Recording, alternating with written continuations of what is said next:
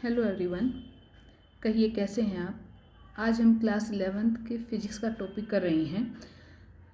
Important topic है ये, कई बार क्वेश्चन ये आ जाता है, एग्जाम में भी पूछ लिया जाता है कि जो हमारी अर्थ है, अगर इसको हम कॉन्टैक्ट करके इसके साइज को स्मॉल कर दें, मीन्स इसकी जो रेडियस है इस रेडियस को हम डिक्रीज कर दें और मास को हम क्या रखें, एज इट इज।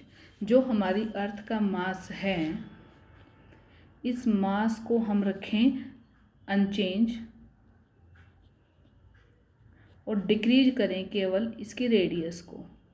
डिक्रीज क्या होगा, केवल इसकी रेडियस को।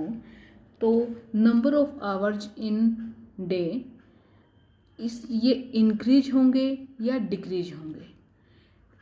दोबारा समझिए क्वेश्चन को कि अगर आपकी जो अर्थ है या कोई भी स्फेरिकल ऑब्जेक्ट है जो अपनी एक्सिस के अराउंड रोटेट कर रहा है, जैसे आपको पता है हमारी अर्थ भी जो है वो अपने एक्सिस के अराउंड रोटेट करती है। तो अगर कोई भी ऐसा ऑब्जेक्ट जो अपने एक्सिस के अराउंड रोटेट करता है उसके साइज को स्मॉल कर दिया जाए लेकिन मास को अनचेंज रखा जाए, तो उसमें कि रोटेशन में जो टाइम लगता है यानी कि टाइम पीरियड ऑफ रोटेशन वो इंक्रीज होगा या डिक्रीज होगा। मीन्स अर्थ के केस में number of hours in a day वो इंक्रीज होंगे या डिक्रीज होंगे।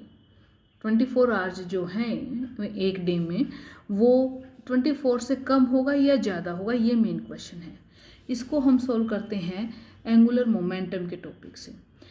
जो एंगुलर मोमेंटम है एल, ये एंगुलर मोमेंटम इसको हम एल से डिनोट करते हैं और ये एल हमारे पास आता है आई ओमेगा। आई यहाँ पर है मोमेंट ऑफ इनर्शिया और मोमेंट ऑफ इनर्शिया की और एंगुलर वेलोसिटी ओमेगा हमारे पास आता है एंगुलर वेलोसिटी। इनके प्रोडक्ट को हम एंगुलर मोमेंटम बोलते हैं।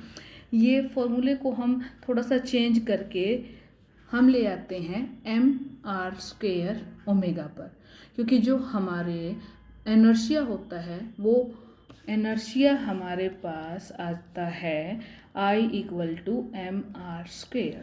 ये वैल्यू यहाँ पर पुट कर देते हैं तो हमारा एंगुलर मोमेंटम बन जाता है mr² ओमेगा। यहाँ पर ओमेगा एंगुलर वेलोसिटी है।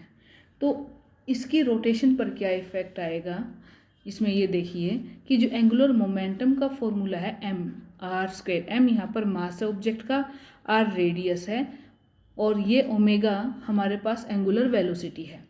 अब m को तो हमें रखना है अनचेंज और r को हमें डिक्रीज करना है। तो यहाँ पर हम स्टडी करते हैं law of conservation of angular momentum.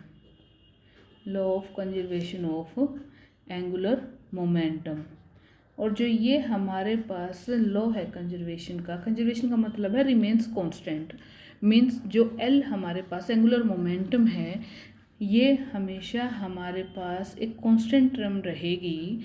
और कब तक रहेगी, in the absence of external force. जब तक कोई भी जो एक्सटर्नल फोर्स है अप्लाई नहीं होगा तो हमारे पास एंगुलर मोमेंटम कांस्टेंट रहेगा। कंडीशन आप नोट कर लीजिए, in the absence of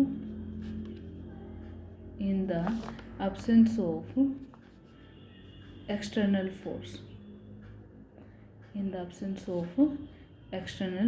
force. तो हमारे पास एंगुलर मोमेंटम अनचेंज रहेगा, कांस्टेंट रहेगा। तो m का तो इसके अंदर कोई रोल रहा नहीं चेंज में, क्योंकि जो m है वो तो यहाँ पर कांस्टेंट है अर्थ का, केवल r को डिक्रीज किया है। अब कांस्टेंट रखने के लिए अगर r हमारे पास जो रेडियस है r क्या हमारे पास रेडियस ऑफ अर्थ, अगर ये कम हो रही है और उसका स्क्वायर हमारे पास और भी कम होगा तो ओमेगा को इंक्रीज होना पड़ेगा। मीन्स जो हमारी अर्थ है ये अपनी एक्सिस पर जो रोटेट कर रही है ना, ये अपनी एक्सिस पर जो रोटेट कर रही है इसे काफ़ी फास्ट रोटेटिंग करनी पड़ेगी और इसकी वजह से जो टाइम पीरियड लगेगा रोटेशन में वो डिक्रीज होगा। Time period of rotation